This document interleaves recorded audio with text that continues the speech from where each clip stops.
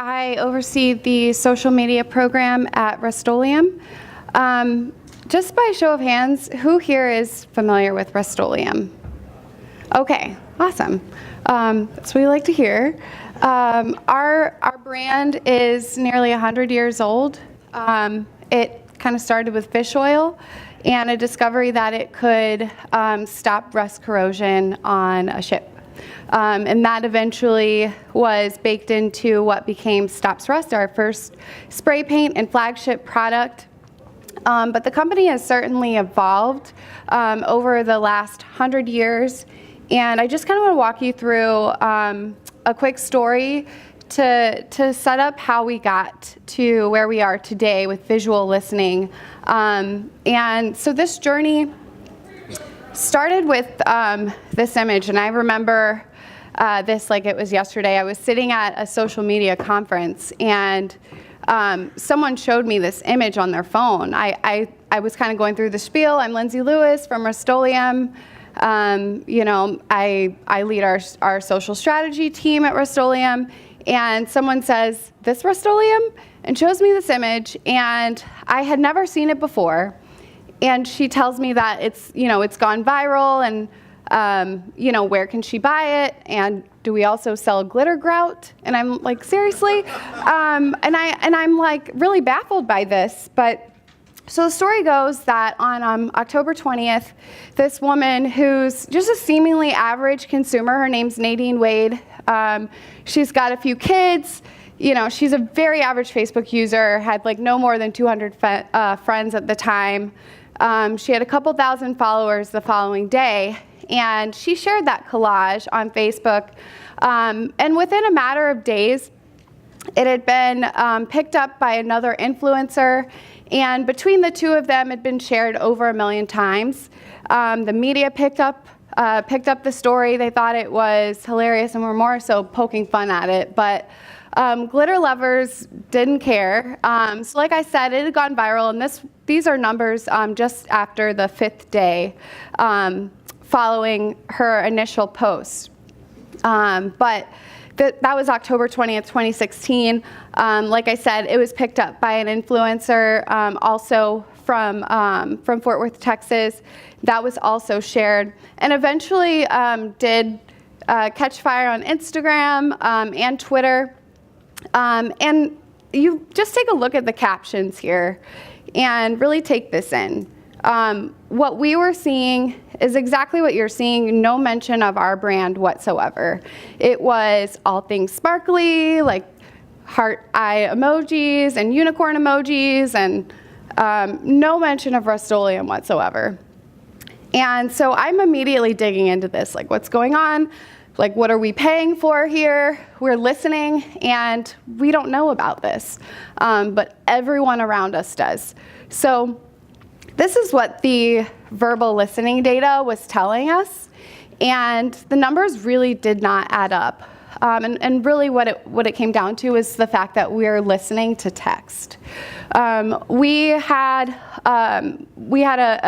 a robust listening program set up and designed to allow us to capture trends in text data, whether that be about our own brands or about the things that, the categories that we have brands within. And Rust Oleum, like I said, we started with a can of spray paint that stopped rust corrosion.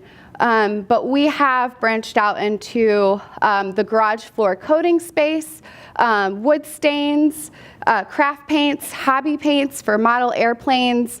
We are all over the board. We've got automotive, an automotive line as well. But this is really what we use to visualize our data, and we further drilled into it by those things that matter to us. We were looking at wood species and surfaces, and where is the most popular room in the home for X, Y, or Z, whether that be wood stain or a garage floor coating. We were looking at even furniture, down to the types of furniture in a home and where people are saying that they're using our product. However, we kept coming back to this. More than 67% of our visual data across all of our categories was primarily photos. And I think that this really does represent why we missed that viral photo in the first place.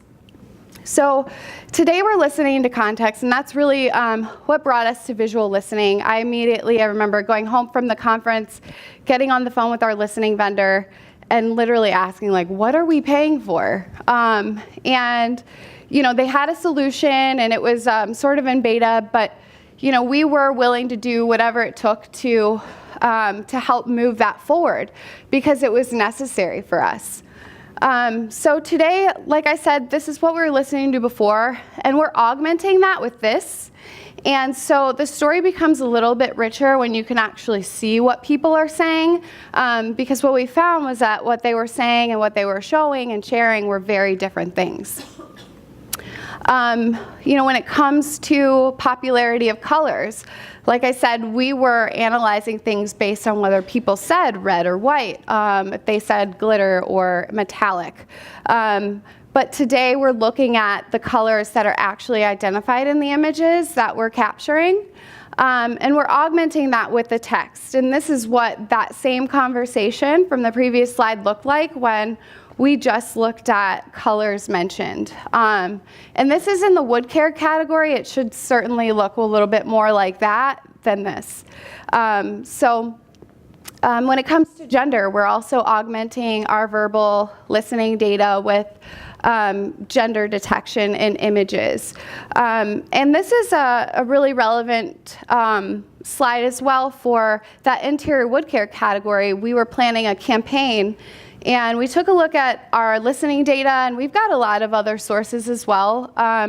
But we just wanted to kind of understand who was talking about wood stain online. And this is what, by all means, this doesn't capture everything, right? Only 10% or less than 10% of all data online, listening data, has gender attached to it at all. This is what the story was telling previously, that 77% of those folks were male. And so when it came down to making decisions about who to work with when it comes to influencers, we were really leaning male. By augmenting that with the visual analysis and being able to see that there were women represented in this conversation too, significantly more than we originally thought, we were able to develop content and work with influencers that better represented the population we were seeing online, the people that we know care about this and are talking about it online. And this is just a quick preview of the video if it does play. There you go. And so these are two female influencer woodworkers. We partnered with them to develop 4 videos. We'll be using their and those videos walk people through the easy process of building, in this one, a headboard, but very simple projects that you can do with wood stain to create unique looks and finishes in your home. With found wood and trim, really. And so that visual listening days also allowed us to capture more granular details and the trends that people are talking about online. One of the steps in our content development process just calls for doing some simple research. So when we look at DIY projects and we use those to inspire the use of our products, we thought about Cinco de Mayo and what exactly are people talking about. And of course, it was tequila, not spray paint, but we certainly were able to dig in a little deeper to identify what specifically people were doing around Cinco de Mayo to celebrate, and identified that bars were appearing more so last year than the prior year. And so, based on that insight, we developed a Cinco de Mayo taco bar. And these products, our products are also being developed based on trends that we're seeing in the social space, just from a visual standpoint. Millennial pink is one of those. That is a color that really started popping on runways during Fashion Week a couple of years ago. It eventually made its way into a Nike shoe line, and the rest is history. It's a really popular color this year. We came out with this late last year, and this product is also available on the table out here during your next break, as well as our glitter paint, our glitter wall paint, and that again designed based on that demand that we saw in October 2016 from Nadine Wade and the hundreds of thousands of people who were so excited for glitter wall paint. I should note that this particular paint was manufactured by Rust Oleum in the UK at the time. It wasn't available to consumers in the US. So we immediately sprung into action, developed a formula for it here in the United States, and this actually launched in January of this year. And then the next one's glitter glue. So if you have kids or you know anyone with kids, you know they're probably pretty crazy about slime. And so this is a really odd trend, but it's fun and exciting, and you can't make slime without glue. So this was another one of those trends that we were able to spot and quickly spring into action with our R&D team to develop some glues that would make creating slime a little easier. So you know, I think what it all comes down to is that it's not really about what you're listening to, it's about how you're listening to it. And today, what we are doing is, again, we're capturing mentions of our brand visually. So where you see Rust Oleum glitter here, while that is only sold in the United Kingdom, we still have that logo really consistently across the world. So we're able to pick up mentions of our brand just based on the logo appearing. Additionally, we're listening to colors. Like I said, colors that stand out in images, and they are like the four most predominant colors that you might see in one image. We're able to analyze to really understand whether we should have a pink chair on a can or if it should be a gray chair instead. So it's informing, you know, our POP and store shopping materials, our product labels, as well as our content, the content that we use in social and digital. We're also listening to gender. You know, that was a really key piece for us in that interior wood care campaign that I showed you earlier. Just really want to better understand who truly is talking about the things that, talking about solutions that we have to offer. And then kind of thinking about the future and where this is all going for Rust Oleum. The next step is objects and surfaces, and this is something that we're beta testing right now, where we are listening to conversations about DIY, about crafts, about wood stain, about customized cars. We're doing all of that verbally, but from a visual perspective, what we are listening for and looking for is what specifically within a photograph is actually the hero. What are people talking about that they aren't actually saying? And so while someone may be in this particular photo talking about our paint, and usually it would be the vice versa, where perhaps they're talking about the toothbrush instead and don't mention the paint or the bike in the background, we're still able to pick those things out and understand if bikes are actually a trend in a visual data set while they're not being mentioned at all. And then same with, chairs. Like I said, furniture is a really important piece. If you look at any of our product labeling, especially for our small project paints, spray paints, you'll see that there's something on the label to help you understand how to use the product. So just understanding, again, people aren't saying chair, that chair may be that a chair may be the primary use case for a product right now. That is influencing what we put on our labels. So we're able to pull out those things, whether it be a door, a doorknob, a bike, or a chair. And then the next one is demographic augmentation. So I had mentioned gender, right? And that's something that we don't always share with our networks. And I think rightly so. I mean, privacy is a really big concern. What those networks are doing with that information is of concern too.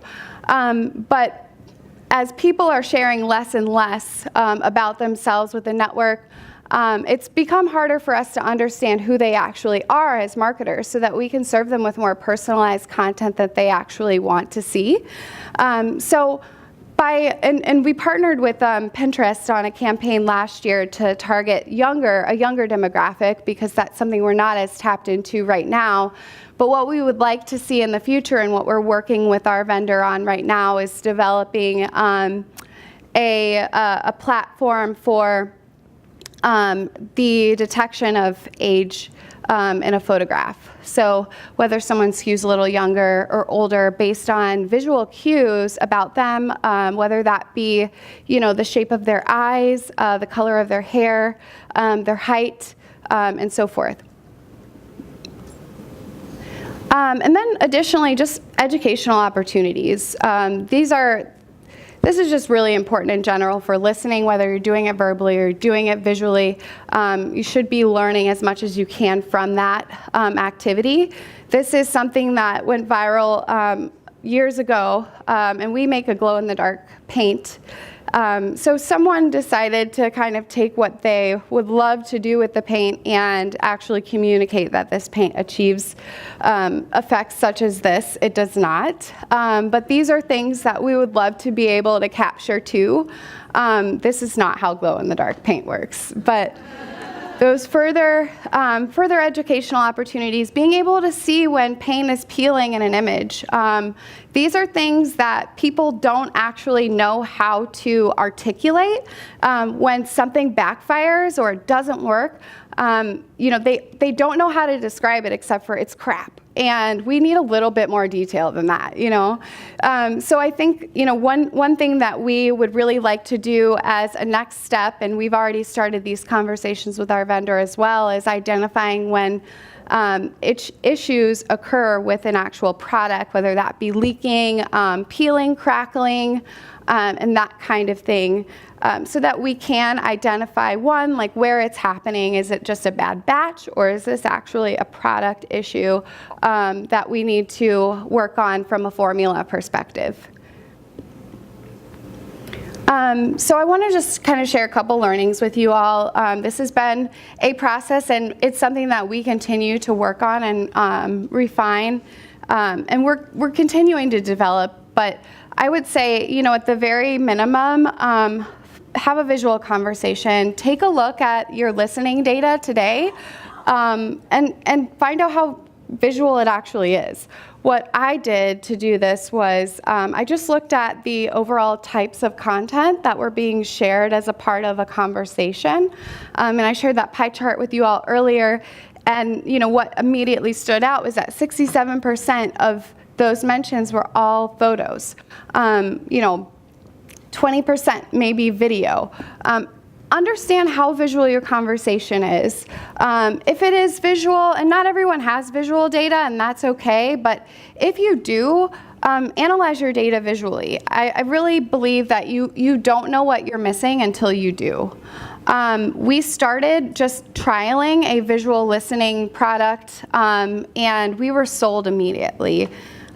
So again, just understand what exactly you are listening to, and if it's visual, start some trials. Talk to your existing vendors. And that brings me to my next point, is just find the right partner. So we're marketers, we're advertisers, we're communicators. we are not engineers, we're not developers, we don't have time to be, right? I think that for me, while I had so many ideas for what a visual listening tool could do, I really had to ground myself in what I actually am, and that is not an engineer. But I immediately went to my listening vendor and said, what can we do? At the time, I was working with Sprinkler, but if you have an existing vendor, identify where's your data live. Is it with them? Is that where it needs to be? Do they have visual listening capabilities, or are they testing anything right now that may not be available to you that you may be able to, help them further develop? For us, like I said, it made sense for us to work with the vendor where our data was already living, but that may be something that evolves in the future. They've been a great partner. They're open to help us build custom solutions for our needs and likewise for their clients. But find that right partner. And the next one is just be a part of the 5-year plan. I got most of my ideas from internally, just from brand managers, people internally who had ideas for what they wanted to develop next. And I would take that and determine whether that was actually a good use of their time.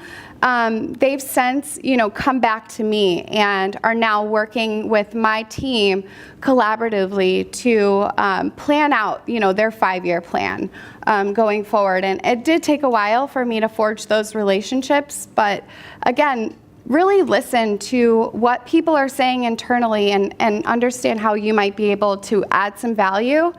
And additionally, your listening program and how that might be able to add value. And these are just some of the groups within Rust Oleum that are now visually listening to consumers online, but they may be other groups in your company.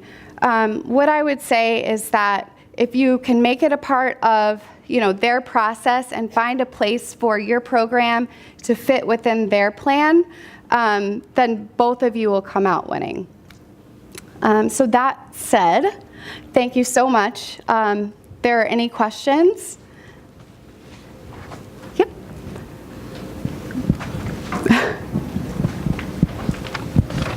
Yeah, since you are a good listener in the visual mean, over the slides I've noticed at the corner that you are changing visually as in terms of response to what are you listening to, but your identity remains the same.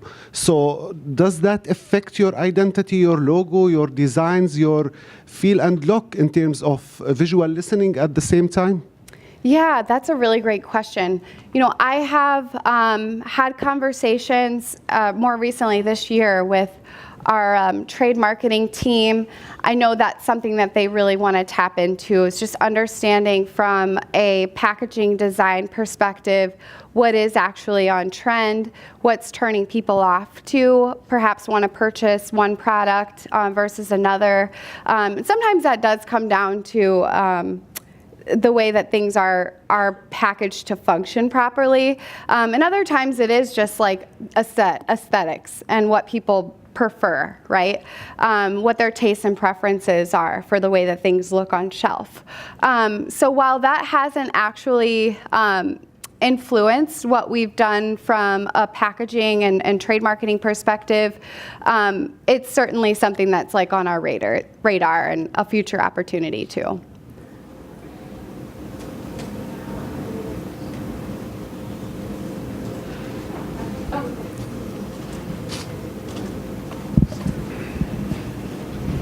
For the social listening and the visual listening that you did, what tools did you use, or is it kind of a manual process? Yeah, so we use Sprinkler, and that was our existing listening vendor at the time when we kind of first identified that we needed to be listening visually. As more of our data, our listening data became more visual than verbal year over year, it made sense that we would have a visual listening vendor, and I know that there are other vendors that have similar capabilities, for us, when it comes to listening, it lives within Sprinkler, and that was what we determined the best place for it to continue living, because it's also something that our product support team is using from just a response and community management perspective. We have a lot of different areas of our business working in Sprinkler, doing very different things, content marketing, etc. So having all of our data in one place was actually really important to us, more important than going out and finding another, external vendor and figuring out how we could plug that data back into Sprinkler. They were willing to work with us, so that's our partner right now. Cool, excellent.